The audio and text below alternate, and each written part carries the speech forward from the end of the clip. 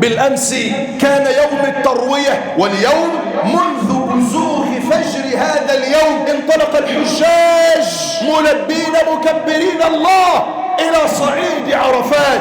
إن الله عز وجل من يثمن مثاقيل الجبال، يثمن حبات الذر، حبات الرمل التي تعلو رؤوس الحجيج، يثمنها الله. من يثمن مثاقيل الجبال؟ لا يستطيع أي خطيب مهما كان مفوها، ولا يستطيع أي أديب مهما أوتي من فصاحة وبيان أن يظهر هذا الموقف الجليل العظيم وأن يصف هذا الموقف. والله ربنا يتجلى من السماء العليا إلى أهل الأرض، يباهي بأهل الأرض أهل السماء. الله يباهي بهم ملائكته. الله ينزل في يوم عرفة يقول: انظروا عبادي، انظروا عبادي.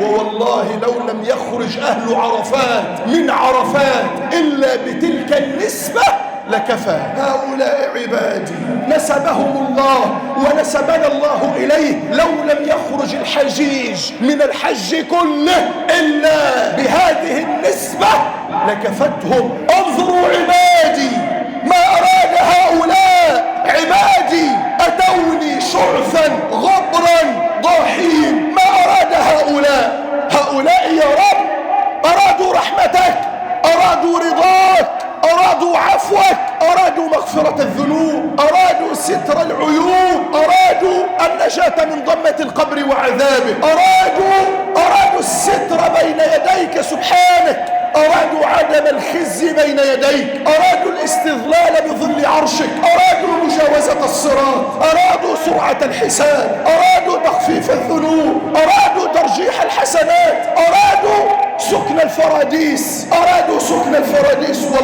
والله ما ذهبوا وما لبوا وما كبروا وما قطعوا المسافات وما أنفقوا الأموال إلا لرضاك سبحانك، إلا ابتغاء ما عندك من رحمة سبحانك. أرادوا يا رب، أرادوا سكن الفراديس بصحبة سيد الخلق، أرادوا المكوث مع النبي صلى الله عليه وسلم في الجنة، أرادوا يا رب، أرادوا النظر إلى وجهك. اللهم متعنا بالنظر إلى وجهك، اللهم لا تحرمنا لذة النظر إلى وجهك.